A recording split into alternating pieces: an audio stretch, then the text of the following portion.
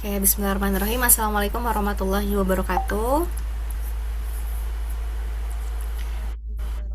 Oke, langsung kita mulai ya, teman-teman. Dan teman-teman yang belum sempat untuk join di awal waktu, boleh lihat recordnya. Ini kita record dari awal, ya, teman-teman. Jadi, tema kita hari ini yaitu terkait dengan produktivitas ya. Gimana caranya kita bisa tetap produktif nih selama bulan Ramadan. Dan kita buka dulu sharing kita hari ini dengan sama-sama melafazkan basmalah. Bismillahirrahmanirrahim. Oke, teman-teman, ada satu kutipan yang bagus banget ya dari Imam Syafi'i tentang waktu. Beliau bilang bahwasanya waktu itu ibaratkan pedang.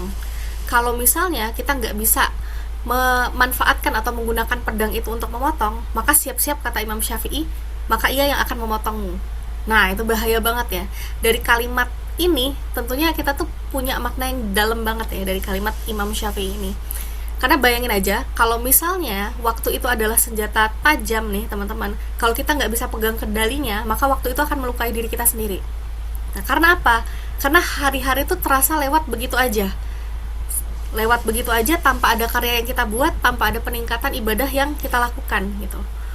Nah, jangan sampai di bulan Ramadan ini akhirnya Ramadan ini tuh berakhir dengan kata sesal gitu. Karena lewat gitu aja gitu ya. Padahal banyak banget yang bisa kita lakukan selama bulan Ramadan gitu. Nah, dimana kita tahu ya di bulan Ramadan itu waktu tuh kerasa kayak beda gitu. Kalau siang kayak lama banget kan karena kita nunggu maghrib ya. Kalau siang lama banget, tapi tiba-tiba nanti nggak kerasa udah Lebaran aja gitu. Nah, jangan sampai kita nggak ada hasil di bulan Ramadan ini ya teman-teman ya. Nah, dan kita udah sepakat bahwasanya ketika bulan Ramadan teman-teman ini bukan berarti kita tuh ngerem aktivitas kita untuk stop dari kegiatan-kegiatan kita pada umumnya gitu, jangan sampai ya. Tapi ini justru bisa jadi booster kita untuk jadi pribadi yang lebih baik lagi, yang lebih produktif lagi. Nah, maka dari itu ini merupakan awal yang penting ya untuk kita bahas gimana caranya biar kita tuh tetap produktif di bulan Ramadan, biar nggak lewat begitu aja ya, biar nggak sia-sia, biar nggak cuma meninggalkan lapar dan haus saja di diri kita. Oke, di sini kita seperti yang ada di poster ya teman-teman, kita tuh bakal sharing bersama dengan all team. Tapi kita bagi-bagi nih. Hari ini ada Aterisma, boleh sapa-sapa dulu Aterisma. Halo. Assalamualaikum. Oke, ini suaranya di Oni aja yang kecil atau gimana ya? Gimana Ate? Coba tes mic-nya. Terus, Oh ya, berarti laptop Oni. Ada Imo Dita. Halo, Assalamualaikum Imo. halo, Waalaikumsalam. Oke, dan ada Mbak Bunga. Halo, Assalamualaikum Mbak Bunga.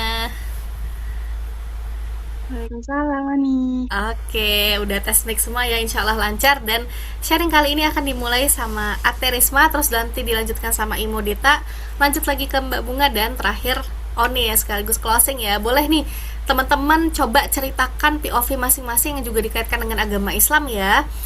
Gimana caranya biar teman-teman tuh produktif selama Ramadan? Tafadhol masykurah untuk Aterisma dulu nih. Oke, berbicara tentang Ramadan ya. Jadi, seperti yang kita tahu bahwa Ramadan itu bukan hanya soal kita puasa, nahan haus dan lapar ya, teman-teman. Tetapi Ramadan itu adalah salah satu momen kesempatan yang sudah Allah berikan untuk kita, untuk bisa menjadi pribadi yang lebih bertakwa lagi kepadanya. Nah, untuk menjadi pribadi yang bertakwa, itu bukan hanya itu adalah justru orang-orang yang melakukan produktif. Dan untuk melakukan produktivitas, itu bukan hanya kita menyibukkan diri 24 jam ada aktivitas terus. Itu bukan ya, teman-teman. Melainkan produktivitas sendiri yang dimaksud itu adalah produktivitas yang dinilai mendapatkan membawa manfaat untuk kita pribadi maupun untuk banyak orang. Nah, seperti yang kita lihat ya, bahwa Ramadan ini adalah suatu momentum dan dari Ramadan juga itu mengajarkan kita tentang disiplin akan waktu. Kita lihat bahwa kita tuh kalau di bulan Ramadan pasti cepat tidurnya karena kita bakalan bangun sahur. Sahur juga kita cepat karena takut nanti insap, insap. Terus berbuka juga kita tepat waktu dan kita mencoba untuk menahan amarah kita, emosi kita, perkataan kita agar bisa terjaga. Ini benar-benar kalau kata On tadi benar ya bahwa di Ramadan ini tuh waktu tuh adalah berharga banget kayak gitu. Udah Allah kasih kesempatan untuk kita menjadi pribadi yang lebih disiplin. Nah, dari Ramadan ini merupakan salah satu jalan loh yang Allah berikan untuk bisa kita tuh berubah kayak gitu. Mungkin kita yang awalnya kemarin-kemarin bilang aku tuh nggak bisa berubah, tapi Allah tuh udah kasih kesempatan untuk kita berubah di bulan Ramadan ini. Nah, berubah yang dimaksud itu adalah berubah yang dimana kita tidak meninggalkan aktivitas ataupun kegiatan kita. Kita tetap bisa melakukan aktivitas dan kegiatan kita, tetapi tetap beribadah kepadanya. Nah, maksudnya beribadah sendiri itu seperti apa sih? Mungkin kita tahu ya bahwa ibadah itu mungkin cuma sholat, puasa, terus itu berzikir atau membaca Al-Quran. No, itu bukan ya teman-teman. Yang dikatakan ibadah itu bisa dikatakan ibadah itu adalah aktivitas 24 jam kita. Dari kita bangun tidur sampai kita tidur lagi, itu bisa dikatakan ibadah ketika ada dua hal. Yang pertama, kita niatkan kepada Allah Subhanahu wa Ta'ala. Yang kedua, itu kita menjalankan sesuai dengan aturan dan syariatnya. Nah, terus gimana nih cara kita kalau misalnya kita tahu nih ada kegiatannya masing-masing, kita sebagai pelajar atau mungkin ada yang bekerja atau membantu kedua orang tuanya di rumah.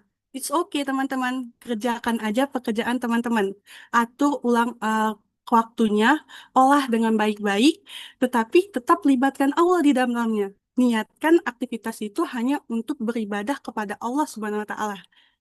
Karena kalau misalnya kita niat yang lain pasti bakalan kayak membuat kita tuh ngerasa nggak puas, nggak tenang kayak gitu. Maka dari itu kita coba untuk niatkan untuk beribadah kepada Allah Subhanahu Wa Taala dan coba untuk melakukannya itu sesuai dengan aturan dan syariatnya.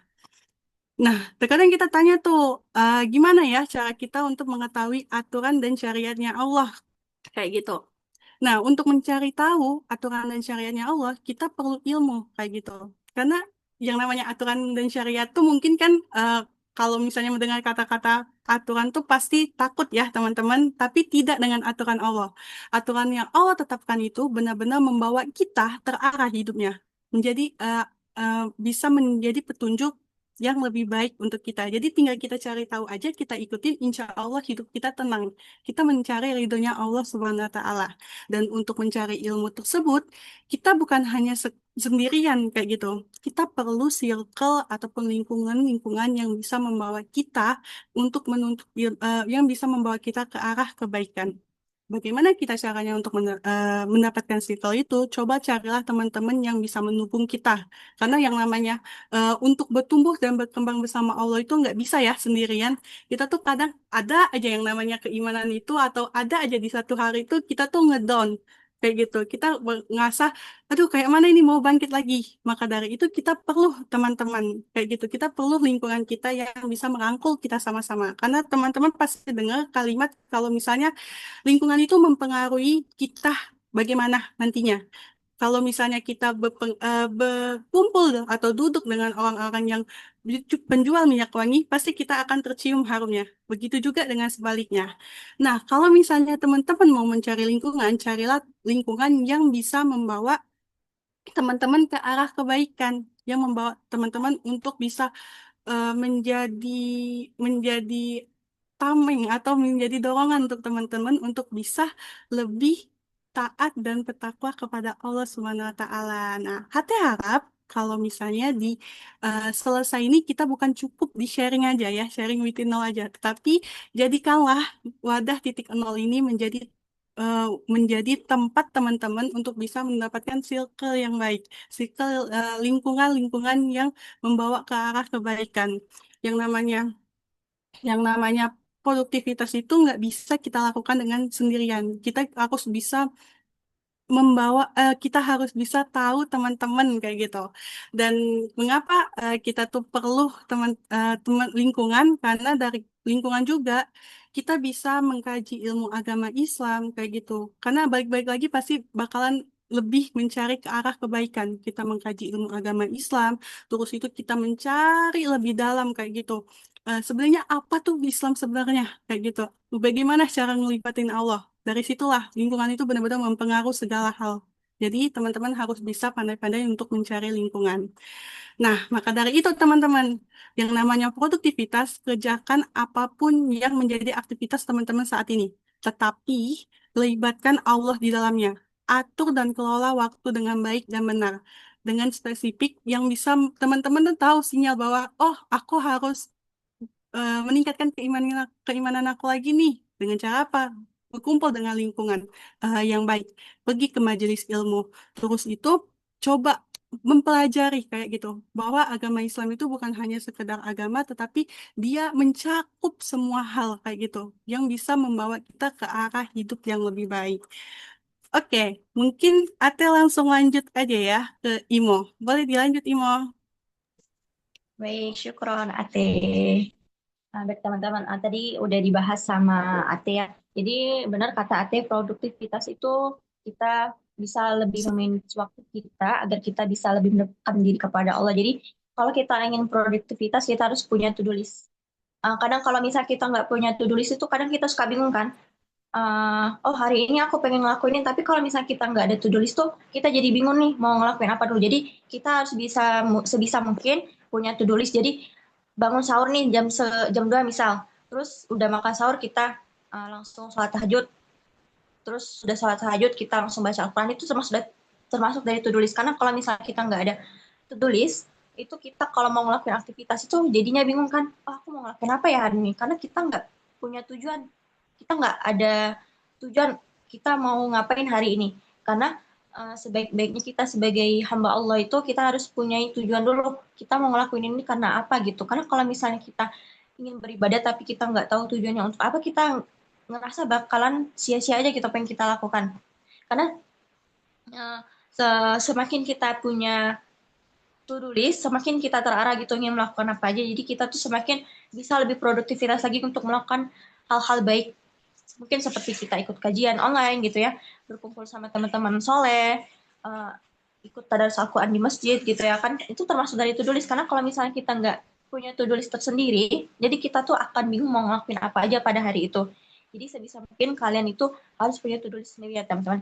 Yang kedua, kita tuh harus bisa memanage waktu, bener kata Ati. Walaupun kita sibuk dengan kerja, kuliah, ataupun kesibukan lainnya, itu tetap kita harus punya waktu sendiri bagaimana cara kita membagi waktu kita untuk terus bisa beribadah kepada Allah.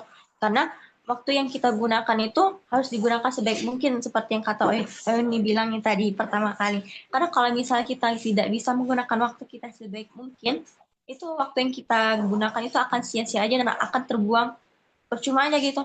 Ternyata yang kita lakuin hari itu waktunya itu terbuang sia-sia karena kita ngelakuin hal yang tidak bermanfaat gitu teman-teman. Karena kalau misalnya kita bisa memanage waktu kita dengan sebaik mungkin, apapun yang kita lakukan itu akan terasa lebih bermanfaat gitu. Oh, hari ini aku udah ngelakuin banyak hal gitu. Entah kita sudah membaca Al-Quran sebanyak 2 juz gitu ya. Entah kita sudah membantu orang tua kita atau apapun itu, kan itu termasuk kita bisa memanage waktu kita sebaik mungkin. Karena kalau kita tidak bisa memanage waktu kita, itu kayaknya merasa aduh sia-sia banget ya apapun yang aku lakukan hari ini. Karena kayak waktu tuh berjalan begitu cepat aja gitu, apalagi karena nggak kerasa ketahuan nih tiba-tiba nanti udah lebaran aja, terus nanti tiba-tiba puasa lagi gitu ya kan. Jadi selagi masih ada waktu dan ada kesempatan, gunakan waktu kita sebaik mungkin untuk terus beribadah kepada Allah gitu ya. Terus yang ketiga, kita kan sebagai seorang muslim tuh terkadang masih suka bingung gitu ya, gimana sih biar aku tuh tetap semangat gitu menjalani produktivitas aku selama bulan suci Ramadan ya gitu. Kan harus cari teman-teman yang bisa membawa pengaruh positif pada kalian, karena itu bisa menjadi pemicu kalian untuk terus semangat memperbaiki diri dan memperbanyak amal soleh selama di bulan suci Ramadan teman-teman. Karena di bulan suci Ramadan ini pahala yang kita lakukan, ibadah yang kita lakukan itu dilipat gandakan sama Allah selama bulan suci Ramadan. Jadi kalau misalnya kita menyanyikan waktu kita selama bulan suci Ramadan itu kayaknya rasanya sia-sia banget nggak sih? Yang harusnya kita ngelakuin banyak kebaikan tapi kita menyanyikan waktu kita, jadi kayak ya sayang aja gitu kan, yang harusnya kita dapat pahala yang banyak gitu ya. Terus kita sia-siain dengan hal yang tidak bermanfaat, kan itu sangat rugi banget dong. Jadi sebisa mungkin teman-teman itu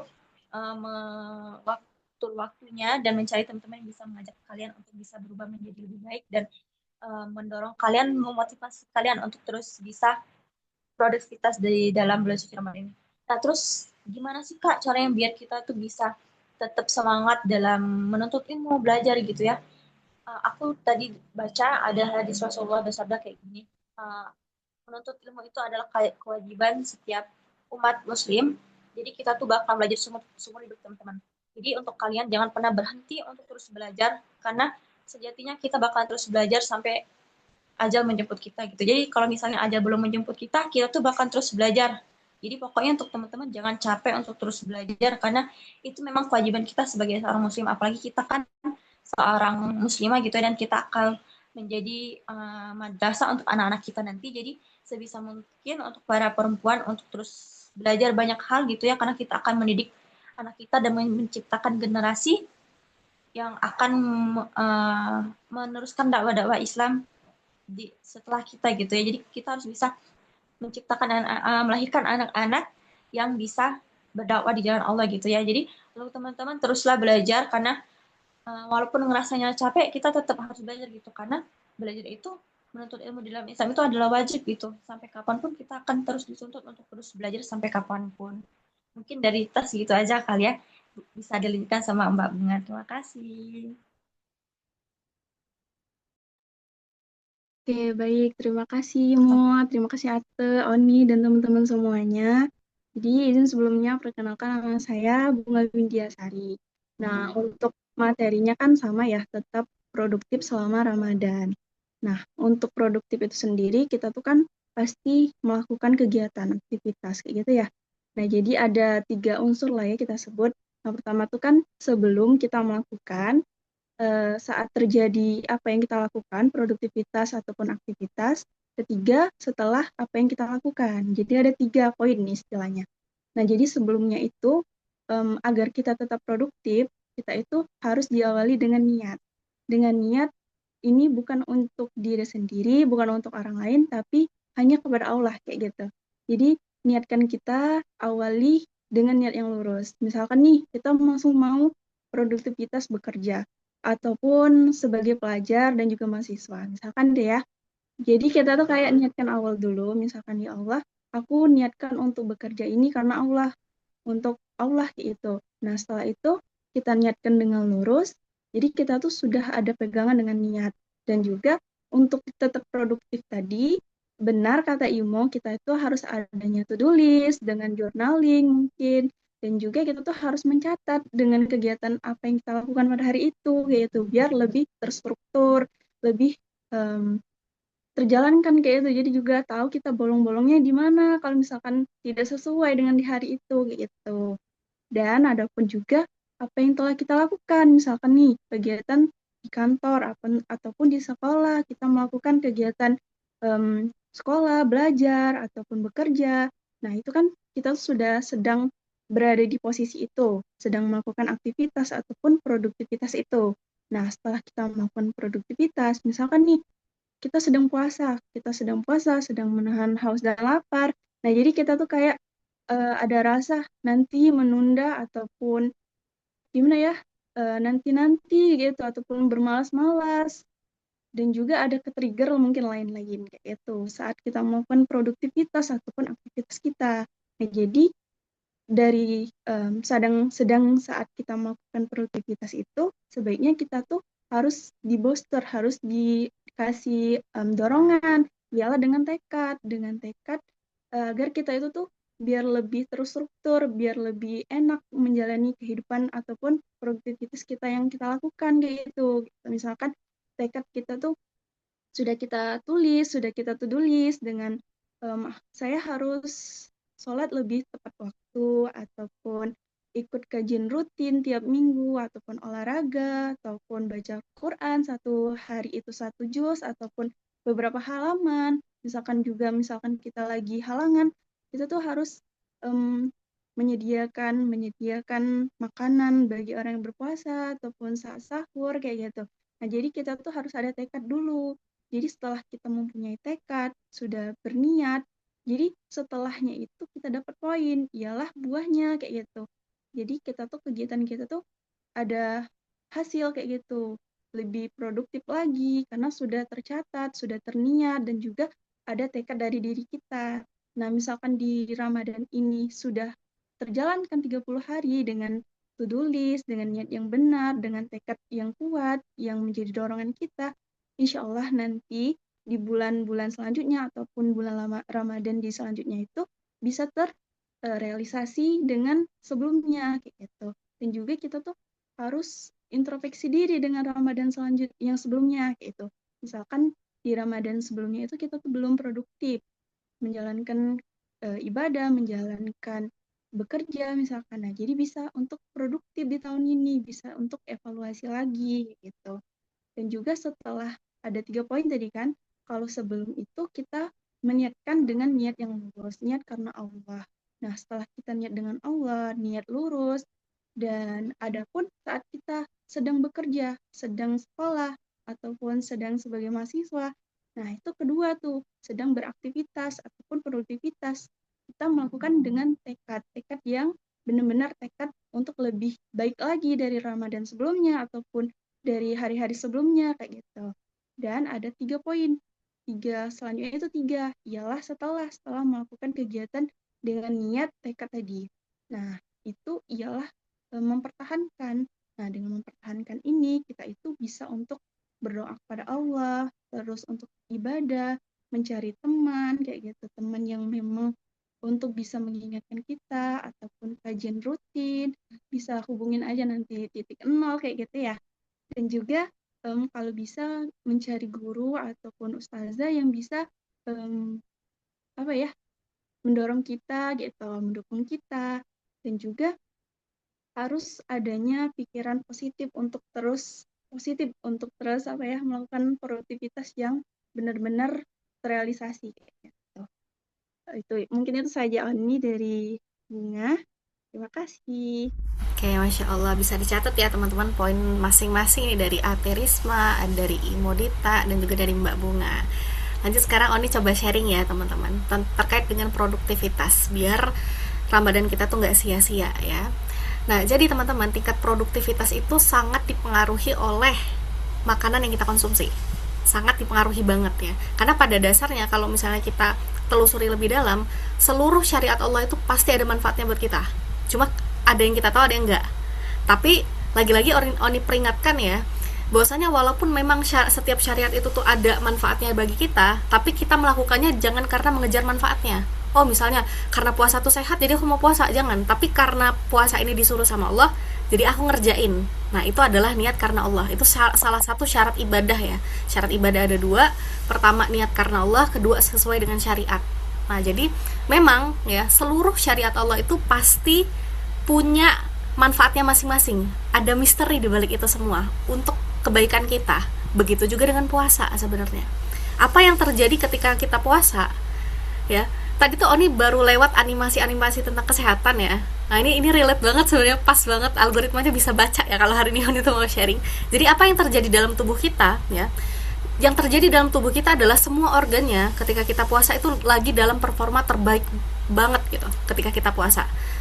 Jantung ya, di dalam jantung kita kalau kita puasa, lemak darahnya tuh berkurang teman-teman. Jadi tekanan jantung itu jadi stabil dan dia bisa memompa darah tuh lebih kuat. Jadi dia bisa memompa darah ke seluruh tubuh termasuk ke otak tuh lebih cepat, lebih kuat, sehingga kita tuh sebenarnya seharusnya kita itu lebih cerdas gitu ketika bulan puasa.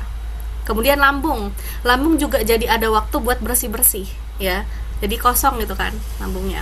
Kemudian, nah buat teman-teman yang sedikit ada problem untuk diet dan sebagainya, nah ketika kita nggak ada makanan nih di dalam perut kita, maka cadangan lemak tubuh itu bakal digrogotin untuk jadi energi buat kita beraktivitas. Nah itu tentunya bagus banget ya teman-teman. Terus juga sel imun, nah sel imunnya bakal lebih kuat dan dia lebih bisa menyerang penyakit-penyakit yang ada kalau kita tuh puasa. Nah jadi Oni itu pernah dikasih tahu ya sama guru Oni, sebenarnya kalau misalnya kita sakit, yang harus kita jaga itu adalah lebih ke sel imunnya daripada minum obatnya. Karena kalau misalnya kita kena sakit, itu tuh sel imun dulu yang jadi tameng terdepan. Kalau sel imun kita lemah, maka kita jadi sakit. Tapi kalau misalnya sel imun kita tuh kuat, ya maka dia tuh mental, penyakitnya tuh mental. Nah, salah satu yang diajarkan sama guru Oni adalah minum madu sama jeruk nipis setiap pagi. Itu tuh untuk sel imun biar nambah kuat. Itu ya, jadi selama bulan puasa sel imun kita tuh pada performa yang paling baik untuk menyerang penyakit.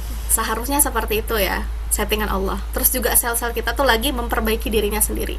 Dan otak juga begitu. Di otak kita itu lagi performa terbaik-baiknya gitu. Karena tadi kan darah itu terpompa dengan baik ke dalam otak. Jadi otak itu semakin kuat dan seharusnya kita tuh semakin fokus.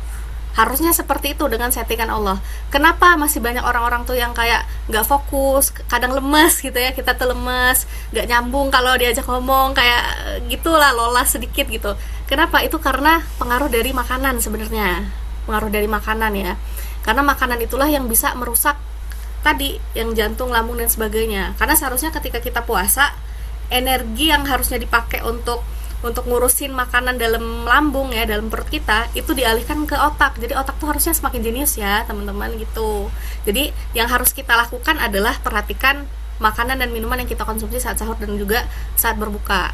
Nah, saat sahur ya, sebaik-baik suri tauladan adalah Rasulullah SAW, maka kita bisa mencontohnya gitu, mencontoh apa yang dilakukan oleh Rasulullah.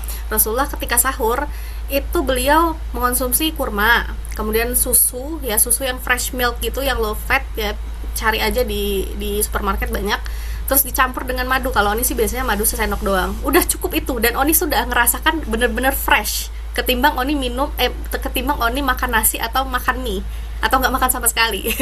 Nah, itu lebih fresh banget, memang nggak ngantuk, terus juga otak lebih lancar gitu. Karena memang kurma ini nih berfungsi untuk membersihkan kotoran-kotoran dalam lambung kita kayak gitu. Jadi cukup 3 biji kurma, minum susu segelas doang, dicampur madu, terus air 1 liter, udah fresh gitu. Tapi cobalah ketika teman-teman mengkonsumsi gula yang banyak ya, gula itu, glukosa itu berasal dari nasi ya. Kalau misalnya konsumsi nasi banyak-banyak itu jadi ngantuk. Kenapa ngantuk? Alurnya kayak gini. Jadi ketika kita makan nasi banyak ya, masuk dalam perut kita, nah dia tuh cepet banget memproses jadi gula, jadi glukosa.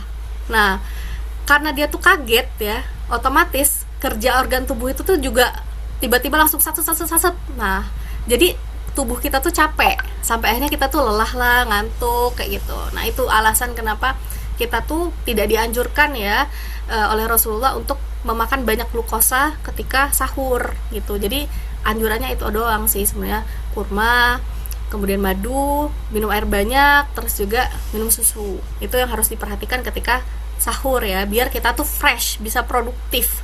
Kalau misalnya kita udah lemes duluan, kita kan nggak bisa produktif ya teman-teman. Jadi harus diperhatikan itu. Jadi nah, perlu diperhatikan juga nggak boleh dehidrasi. Jadi sebenarnya yang buat kita ngantuk itu bukan lapar, tapi dehidrasi. Jadi kurang air tadi ya, kurang air. Kenapa bisa gitu? Karena kalau misalnya kita kurang air, darah kita tuh jadi kental, nggak ada airnya di darah kita tuh. Nah, kalau misalnya darah jadi kental, dia tuh bakal ini loh, jantung kita tuh bakal mompanya lebih keras, lebih susah untuk mompanya. Sehingga pada akhirnya karena dia mompanya lebih keras, capek lah tubuh ini, capek, akhirnya ngantuk.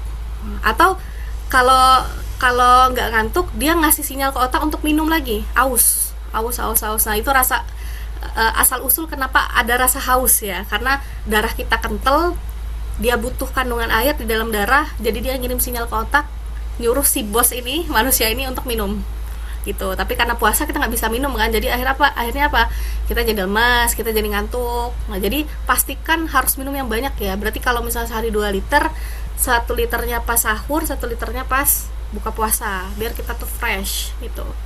Nah, ini udah coba nih kalau sahurnya. Memang terkait dengan buka ya, nah buka masih dalam percobaan ya, karena kadang kalau buka tuh kan wah banyak godaan ya teman-teman. Tapi bisa nih kita coba pelan-pelan, nggak apa-apa. Nah, kalau sarannya ya dari Dr. Zaidul Akbar, kalau buka itu pertama harus diawali dulu dengan kurma, karena memang sebagus itu kurma itu guys.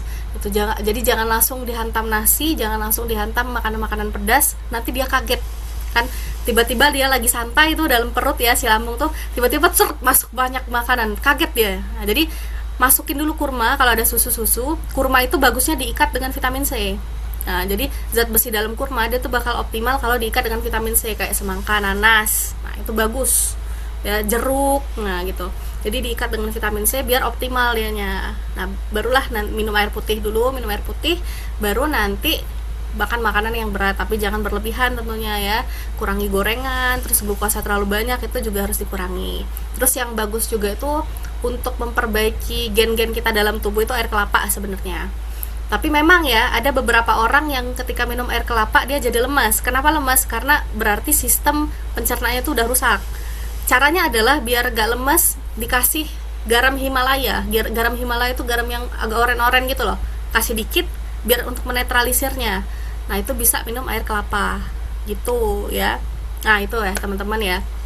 Jadi biar kita produktif gimana, biar kita mengembalikan esensi puasa yang sesungguhnya ada gimana, ya kita jaga apa yang masuk dalam tubuh kita gitu. Karena sejatinya semua syariat Allah itu punya manfaat yang baik buat kita, asalkan kita bisa menjaga tubuh kita ini. Nah, terus ya next, harus hati-hati juga dengan yang namanya mindset. Karena mindset itu akan mempengaruhi tindakan kita dan sebagainya. Karena kita tuh udah ke mindset, udah ke set kayak kalau misalnya puasa otomatis lemes bakal. Kalau puasa otomatis jadi nggak produktif. Akhirnya otak itu menonaktifkan mode produktif dalam tubuh kita. Nah gitu, jadi apa yang kita pikirkan itulah yang bakal terjadi dalam hidup kita. Nah jadi mulai hari ini harus diubah ya mindsetnya. Oh berarti ternyata puasa itu adalah salah satu rancangan Allah untuk menaikkan level intelektual kita, karena otak tadi kan lagi di fase bagus-bagusnya. Itu sebenarnya ada pesan itu untuk kita semua. Itu cara Allah untuk menetralisir organ-organ dalam tubuh kita. Sebenarnya itu tuh dalam kondisi yang paling baik kitanya. Jadi bukan berarti kita harus ngerem aktivitas kita, bukan berarti kita harus males-malesan, tapi harusnya kita lebih produktif lagi di bulan puasa ini, teman-teman. Karena kalau kita lihat dari sisi sejarah untuk membuktikannya ya, sejarah itu ya, orang-orang ulama, para ulama itu bilang yang bisa mematikan otak kita adalah, yang bisa mematikan pikiran kita adalah ketika kita dalam kondisi kenyang. Nah jadi itulah kenapa banyak ulama tuh yang puasa sunnah gitu. Bahkan Fatimah Al-Fihri, pendiri universitas pertama di dunia, Universitas Al-Qarawiyyin, beliau itu dari awal universitasnya dibangun sampai dengan universitasnya selesai, beliau itu dalam keadaan puasa gitu. Saking menjaga niatnya ya, biar niatnya tuh murni karena Allah, dan juga biar dia tuh beliau bisa lancar menyusun kurikulum pendidikan pada saat itu gitu. Dan terbukti langgengnya cukup lama ya universitas itu gitu. Nah terus lagi ya teman-teman, nah ini diajarin sama Coach Oni, kalau misalnya kita mager untuk melakukan sesuatu pakai metode 1, 2, 3. Jadi kalau misalnya aduh lagi rebahan gitu kan, pengen nyapu, pengen beresin kamar, ya udah tanpa pikir panjang 1, 2, 3 berdiri langsung. Nah gitu, pakai metode 1, 2, 3 gitu. Jadi langsung berdiri.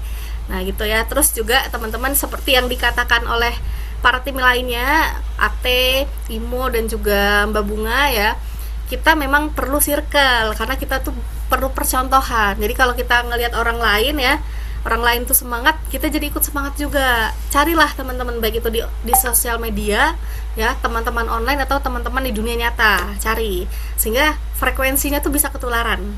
Nah gitu. Jadi kalau misalnya kita terus-terusan kumpul sama orang yang males-malesan, terus ngelihat orang yang ketika puasa itu kerjaan cuma main game, ya kita juga bakal keikutan kayak gitu ya.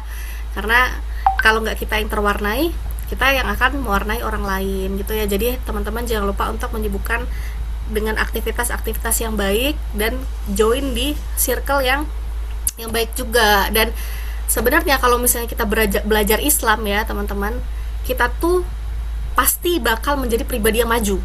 Kalau misalnya ada orang yang belajar Islam tapi pribadinya nggak maju, itu patut dipertanyakan sebenarnya. Karena seharusnya ajaran Islam yang dibawa ini membuat kita tuh semakin maju dan kita tuh menjadi pemimpin dunia. Nah kebalikannya, kalau kita mulai milih-milih nih, oh ini kita pelajarin, ini nggak usah kita pelajarin, nah disitulah kita akan mulai mundur. Nah jadi gitu. Jadi saran Oni sih, cari circle ya yang dia tuh mempelajari agama dan dia tuh maju orang-orangnya di situ. Nah biar kita bisa ikut ketularan ya. Nah salah satunya teman-teman bisa ikut challenge kemarin ya. Jadi selamat buat teman-teman yang udah gabung di challenge ya, nanti bisa sama-sama saling mengingatkan kita di sana gitu. Oke ya, itu ya teman-teman sharing dari Oni, Ate, Imo dan juga Mbak Bunga. Boleh nih kita sesi interaktif aja, masih ada 30 menitan lagi ya sebelum jam 4. Boleh kalau teman-teman mau bertanya atau mau sharing juga nih produktifnya, gimana cara produktifnya gitu, boleh, sangat terbuka. Siapa tahu dari penyampaian teman-teman itu bisa diterapkan dan itu bisa jadi amal jariah buat teman-teman. Nah, boleh sekalian belajar berbicara juga ya, kita kan seperempuanan di sini. Yuk, udah nggak yang mau sharing juga terkait itu produktif? Siapa nih yang mau? motong itu ada yang nanya di kolom komentar. Oh, Jawab, penderita asam aman nggak Euni? oh, oke. Setelah itu Putri ya, Oni jawab itu dulu ya. Penderita aslam itu aman, aman sih setahu Oni ya. Karena puasa, nggak mungkin Allah tuh menurunkan syariat kalau misalnya syariat itu berbahaya bagi manusia, nggak mungkin.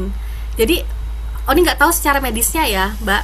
Tapi setahu Oni dia tuh lambungnya tuh lagi netral kayak gitu loh. Jadi setahu Oni nggak ada sih sejauh ini yang penderita asam tuh meninggal gara-gara puasa. Bahkan ya teman Oni kan penderita GERD akut. Nah, dia pernah konsultasi sama dokter, kata dokter baik, malah puasa tuh baik ya untuk penderita-penderita asam gitu. Nah, penjelasan lebih runutnya belum Oni pelajari, tapi kata dokter seperti itu, baik, jadi nggak membahayakan penderita asam lambung gitu. Dari Mbak Bella ini angkat tangan, ada yang mau ditanyakan lagi? Aslam? Itu Ani, maksudnya yang Uni bahas tadi, yang Ha-ha. bahan-bahan itu bukan puasa aman enggak, bukan yang itu, tapi kayak Uni tadi kan ngebahas soal apa tadi, makanan, terus minum dan yang lain tadi itu beberapa hal yang Uni jelaskan tadi itu maksudnya aman nggak untuk yang Oh, 9 bulan gitu.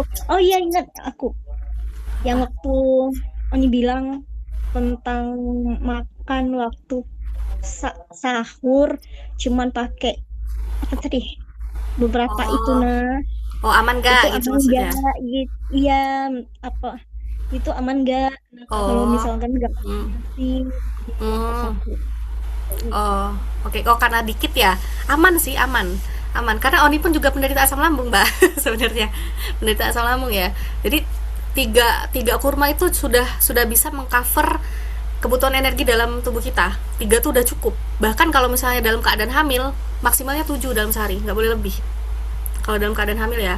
Nah, itu jadi kalau tiga itu udah tercover, dilengkapi juga dengan madu, dilengkapi juga dengan susu. Nah, jadi untuk melihat apakah pemenuhan nutrisi itu cukup untuk kita, bukan berarti kita ngeliat oh porsinya besar berarti cukup, enggak.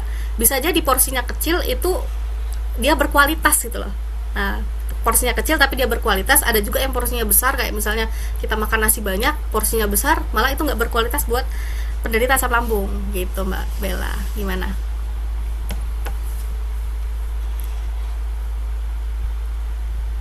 Lo gimana, Mbak? Apakah terjawab? Jawab Oni. Oke. Emang iya 3 Hmm? butir kurma sama dengan seporsi nasi, berarti banyak karbonnya juga ya kurma. Oh, karbonnya Oni kurang tahu ya seberapa banyaknya. Kalau Cuman itu yang dicontohkan sama Rasulullah ya. Gitu. Jadi kalau yang Oni tahu ya ya kurma itu bisa mencukupi nutrisi kita selama kita berpuasa kayak gitu. Dia bisa menggantikan nasi juga sih. Berarti ada glukosanya juga dalam situ.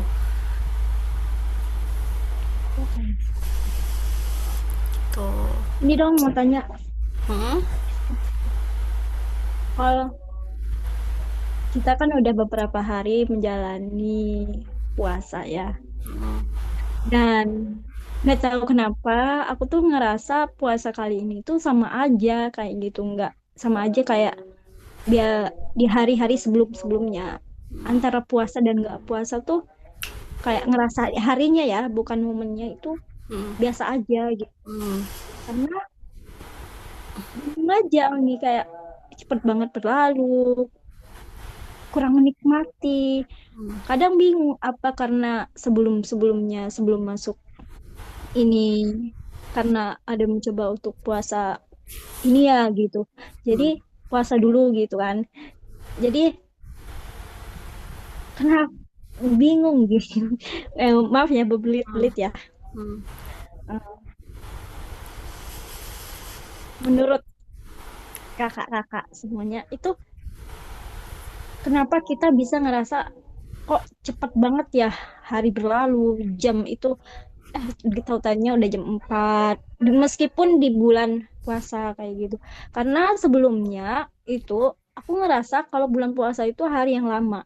Tapi sekarang aku ngerasa puasa tuh cepat banget azan maghribnya gitu. Bingung jadinya kayak kurang menikmati momen. Padahal ini istimewa banget, please merasa menurut asik. Oke. Kenapa kita ketika puasa tuh kayak cepet banget waktu berlalunya gitu, Mbak? Pokoknya semakin kesini tuh semakin cepet waktunya berlalu gitu ya, Mbak? Ya, semakin tahun semakin cepat banget Oke. kerasa. Oke. Ada nggak dari ini tim-tim yang lain yang mau jawab dulu sebelum Anda jawab?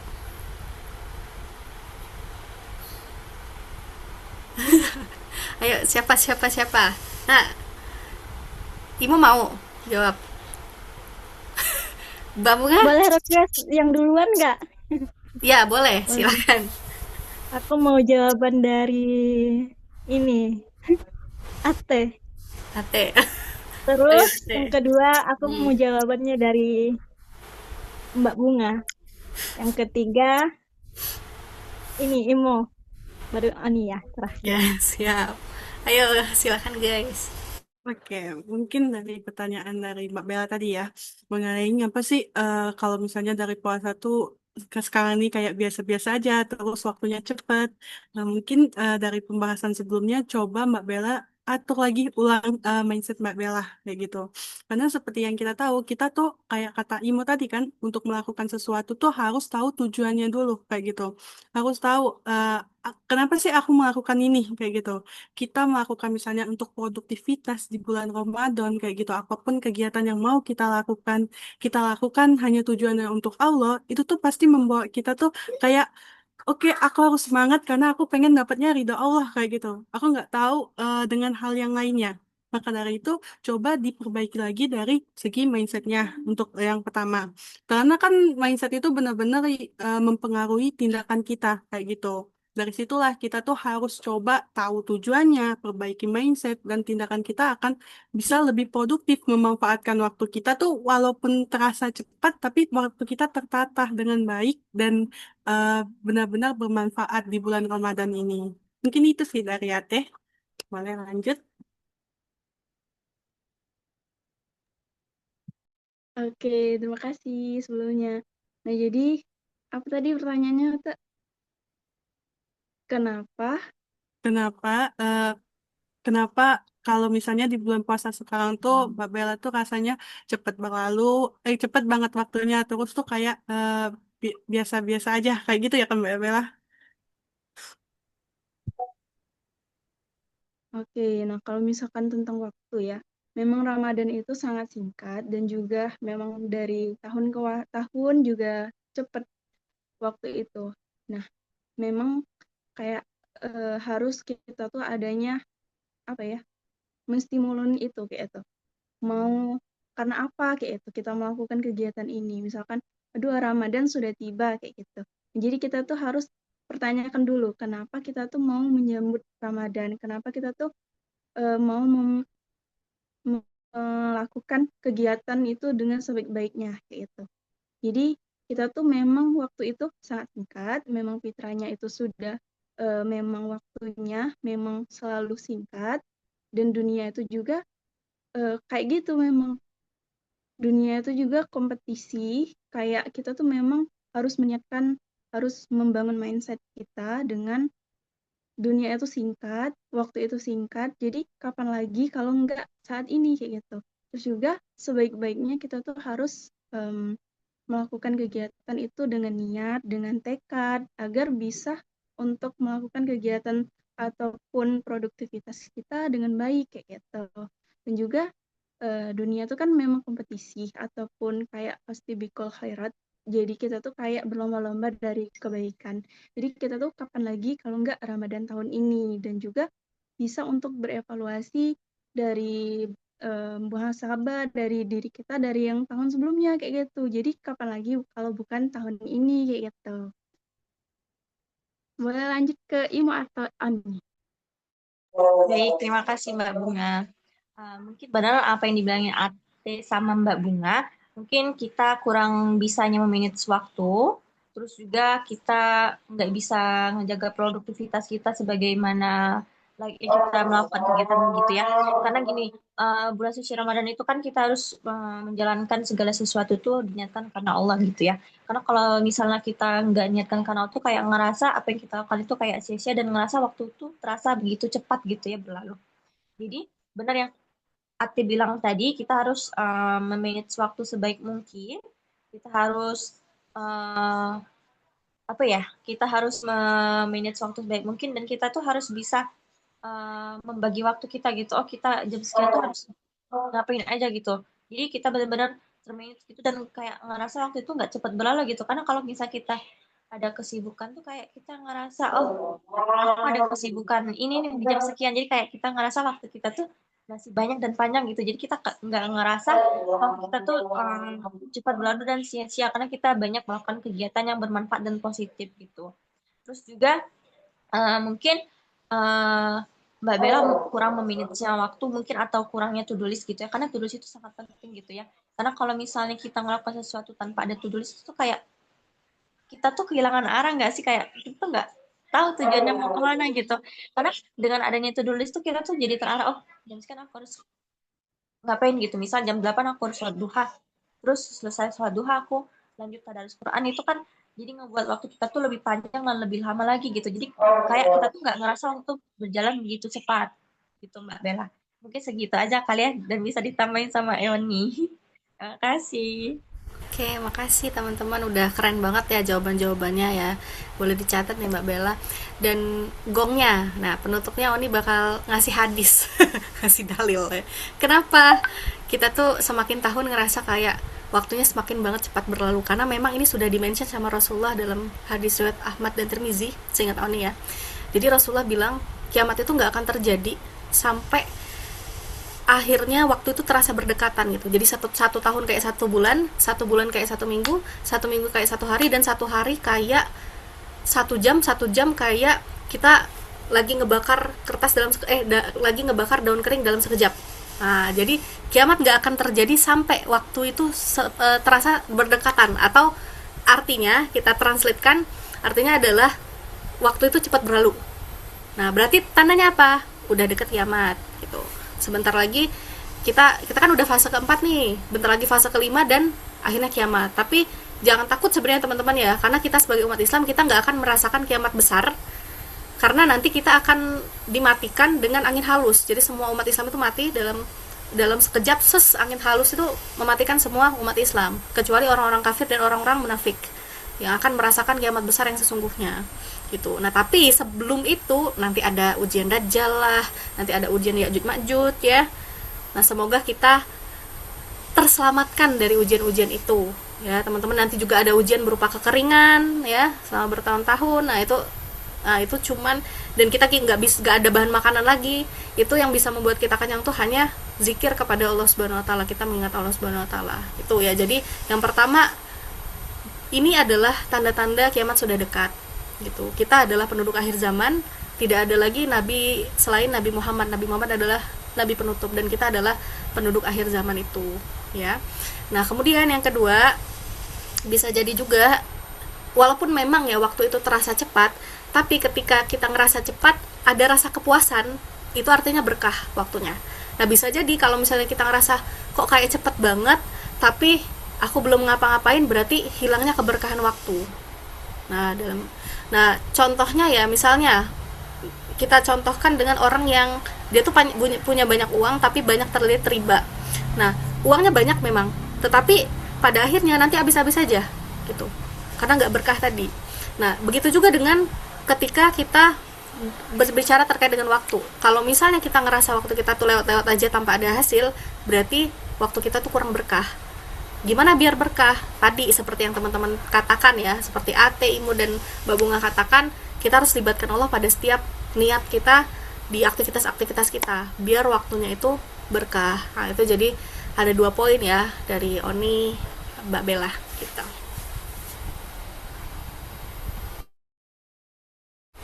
Gimana Mbak Bella? Cukup Oni. Alhamdulillah, makasih ya. Ya, sama-sama Mbak Bella. Next ya, Kak Yaki. Gimana Putri? Iya, dan yang lainnya juga. Makasih. Iya, sama-sama. Putri gimana tadi? On mic ya, silakan Put. Oke, baik Kak. Terima kasih udah banyak dapat insight. Salah satunya adalah untuk bikin to-do list. Dan Putri langsung ambil buku untuk bikin to-do list. Karena sebenarnya udah dari awal puasa itu bikin planning untuk buat to-do list. Tapi selama 3 hari ke belakang tuh nggak bikin. Cuman tempel aja di catatan reminder aja. Kayak sticky note saja di dinding. Ya udah yang penting ini yang prioritas gitu. Sekarang bikin lagi karena memang ternyata ya faktanya adalah ketika nggak bikin to-do list ada sih selalu planning itu yang ke skip gitu, nggak jadi gitu. Jadi kalau Putri selalu punya struggle dalam memanage waktu dan itu sampai sekarang masih Kak. Jadi walaupun udah dibikin to-do list gitu, pasti ada aja yang masih kurang gitu, nggak dikerjain gitu. Nah, kalau Putri sendiri tuh eh, nggak pernah ya sampai ngerasa jarang gitu, sampai ngerasa hari itu dihabis tiba-tiba apa ya hari itu dihabiskan dengan sia-sia aja. Cuman selalu ngerasa kurang waktu, selalu ngerasa gagal sempurna gitu. Nah itu gimana ya Kak? Apakah kakak-kakak juga ngerasain hal yang sama gitu? Atau setiap kakak buat planning tuh bisa gitu terselesaikan. Dan kalau memang bisa terselesaikan, itu gimana caranya, Kak? Terima kasih. Oke, boleh di request Put kayak Mbak Bella tadi urutannya siapa dulu siapa dulu. Siapa aja? Siapa aja? Oke, boleh dari siapa ya? Pilih aja Put. diurutkan. Nah, ini privilege Ya, Putri. ya bingung serius. Tapi Putri penasaran dari Kak Nandita, Eka Fitri, sama Kak Bunga. Selanjutnya baru dari Kak Risma sama Kak Lipa. Oke, terima kasih Put. Oke, mungkin kalau dari kita ya, Dita kan kerja nih. Jadi ini mungkin Dita bagi tips dari Dita karena Dita bekerja ya. Jadi kan Dita tuh kerja. Jadi kalau misalnya Dita pengen ngelakuin sesuatu, Dita tuh kayak ngitung jamnya. Oh, jam sekian Dita harus ngapain gitu. Karena Dita tuh tipikal orang yang suka ngaret gitu ya. Apalagi kalau misalnya bangun tuh suka main HP dulu gitu. Karena kan kerja tuh udah dari pagi sampai malam. Jadi kadang kalau misalnya malam tuh udah nggak sempat lagi kan main HP, jadi langsung tidur. Jadi kalau misalnya udah bangun, biasanya bangun dulu mandi, sudah mandi langsung siap-siap sholat tahajud atau apapun itu ya. Sudah selesai itu biasanya main HP dulu gitu. Kayak beberapa menit atau beberapa jam gitu. Nanti kalau misalnya ngerasa sudah puas, baru dilanjutkan untuk kegiatan lain entah tunggu sampai sholat subuh gitu, terus dilanjutkan dengan baca Al-Quran. Karena gini Put, karena kan kalau kita merasa apa yang kita lakukan nggak termanage dengan baik, mungkin bisa dilakukan dengan hari besoknya gitu ya kan. Terkadang kita tuh sudah bisa mungkin gitu untuk memanage waktu kita dengan baik, tapi terkadang ada sesuatu yang membuat kita kayak entah lupa atau kita kayak aduh gitu ya, namanya manusiawi, tapi sebisa mungkin kita harus bisa melawan rasa itu di dalam diri kita. Karena kalau misalnya kita ngikutin nafsu di dalam diri kita, akhirnya kita tuh nanti bakal males. Satu hal yang membuat kita tuh ngerasa apa yang kita lakukan itu nggak sia-sia gitu. Jadi sebisa mungkin kita harus manage waktu kita dari bangun tidur sampai selesai kegiatan yang ingin kita lakukan. Jadi benar-benar terarah gitu dan membuat kita puas dengan apa yang ingin kita lakukan pada hari itu. Jadi apa yang kita lakukan tuh nggak ngerasa sia-sia gitu. Mungkin dari Dita tuh kayak gitu ya. Karena kalau misalnya kita ngerasa nggak puas pada saat hari itu, biasanya Dita lakukan di hari besoknya gitu. Kalau misalnya ngerasa hari ini udah ngerasa puas, ya besoknya dimaksimalkan sebaik mungkin. Benar rasanya bisa lebih lagi dari hari sebelumnya gitu. Terima kasih Put. Semoga bisa menjawab ya. Oke, dilanjutkan sama Mbak Bunga ya. Oke, terima kasih Mbak Putri. Nah, jadi memang ya untuk apa ya kegiatan yang tidak sempurna itu kan fitrahnya manusia. Memang semua manusia pasti adanya tidak sempurnaan dalam kegiatan, produktivitas. Jadi sewajar semampu kita, nggak apa-apa, tapi kita tuh terus harus bangun mindset tentang em, evaluasi diri kayak gitu. Misalkan hari ini ada kegiatan ataupun tugas yang tidak terselesaikan, kita usahakan lagi di hari berikutnya, di minggu berikutnya kayak gitu. Jadi jangan apa ya memang fitrah kita sebagai manusia kayak gitu. Terus juga kita harus dengan niat sih sebenarnya. Dengan niat, pokoknya harus niat yang benar. Terus juga harus tekad kita untuk berubah, jangan lagi sama seperti saat ini kayak gitu. Itu aja. Terima kasih ya Putri. Boleh dilanjutkan sama Ate. Oke, terima kasih Mbak Bunga dan terima kasih juga buat Putri.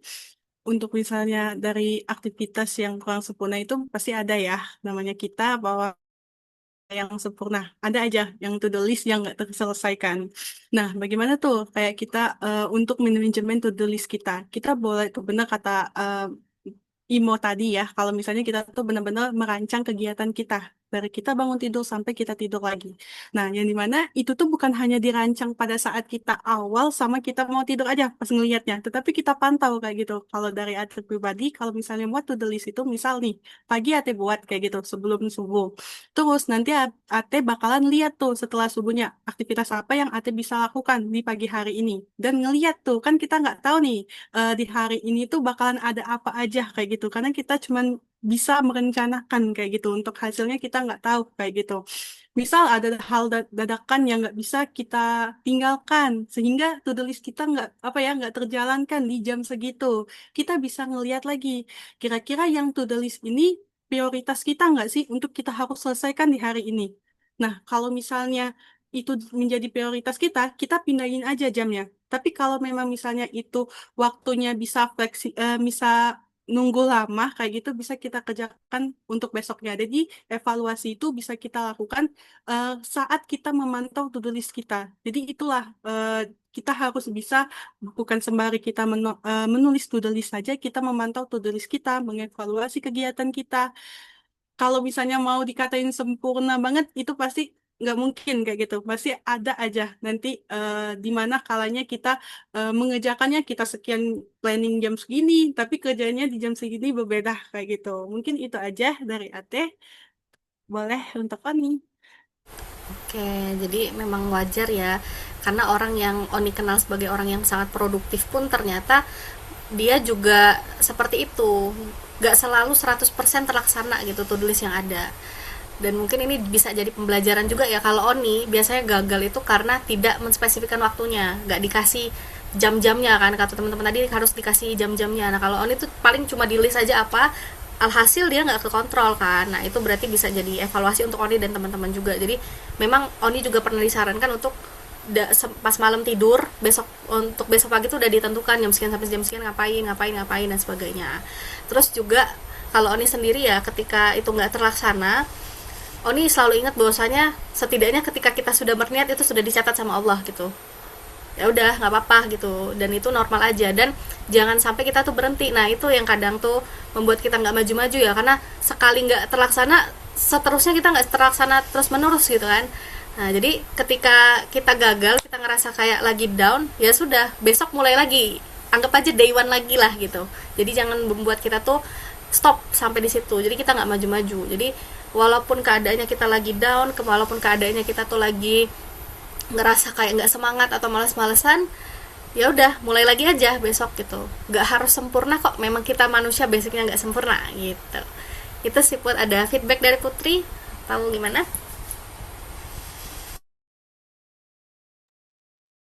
Alhamdulillah cukup Kak. Setidaknya Putri dapat poin bahwa ya kita itu nggak harus sempurna ya. Pasti pasti ada kekurangan gitu. Tapi kalau kita sudah planning, kita sudah rencanakan, ya kita tahu tujuan hari ini kita bakal ngerjain apa. Terima kasih Kak atas jawabannya. Oke, sama-sama Put, semoga ikut mewakili ya pertanyaan dari teman-teman yang lain gitu. Dan izin merangkum sedikit ya dari apa yang kita sampaikan hari ini, kita sharingkan hari ini, bahwasanya teman-teman, puasa itu sebenarnya bagus buat tubuh kita. Seharusnya kita tuh lebih fokus, harusnya kita tuh nggak lemas dan sebagainya. Adapun kalau misalnya kita lemas, berarti ada yang salah dari asupan makanan kita gitu. Terus juga dari apa-apa yang teman-teman sampaikan tadi, jangan lupa niatkan puasa ini bukan hanya sekedar kewajiban, tapi niatkan karena ini Allah itu nyuruh kita. Jadi ini bentuk ketaatan kita kepada Allah, bukan hanya ritual semata. Nah, jadi biar ada esensinya di situ ya. Kemudian tadi harus libatkan Allah kan, kata teman-teman, jangan lupa buat to-do list-nya ya. Gak cuma di bulan puasa aja, tapi di bulan-bulan lainnya juga coba buat to-do list biar lebih terarah hidup kita gitu. Gak habis-habis aja waktu kita. Terus jangan lupa untuk ada di circle yang membuat kita tuh maju ya. Circle itu benar-benar bermanfaat banget buat pertumbuhan kita, buat ibadah kita semakin bagus gitu ya teman-teman. Semoga Ramadan kita semua yang ada di sini dan semua teman-teman muslimah lainnya itu bisa produktif ya, dan semoga ini bukan Ramadan terakhir kita, dan semoga kita bisa lebih bermanfaat lagi kepada banyak orang ya, karena teman-teman selama Ramadan itu puasa kita tuh bisa dilipat gandakan 10 sampai ratusan kali lipat.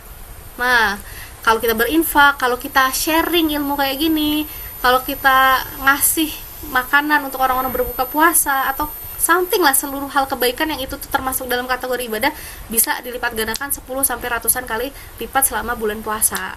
Sebaliknya juga, kalau kita melakukan maksiat, dosanya juga berkali lipat. Semoga kita dihindarkan dari itu semua, dan semoga kita dimudahkan dalam ketaatan dan dihindarkan dari kemaksiatan ya teman-teman.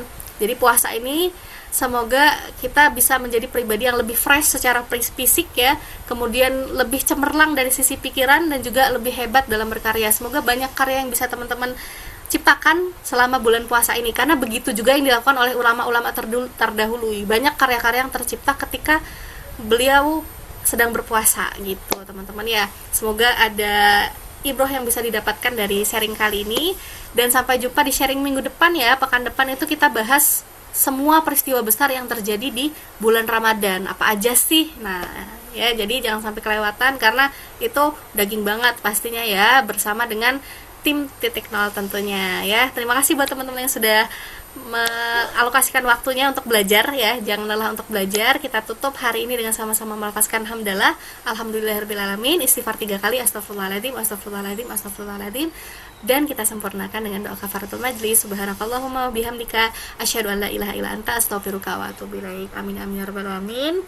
Semoga setiap langkah kita selalu diiringi sama keridhaan Allah Subhanahu wa taala, dan selamat berbuka nanti jam 6 ya maksudnya teman-teman. Selamat menyiapkan buka puasa yang bisa menyehatkan tubuh kita. Dadah, assalamualaikum. Selamat bertumbuh para muslimah lainnya. Dadah, assalamualaikum.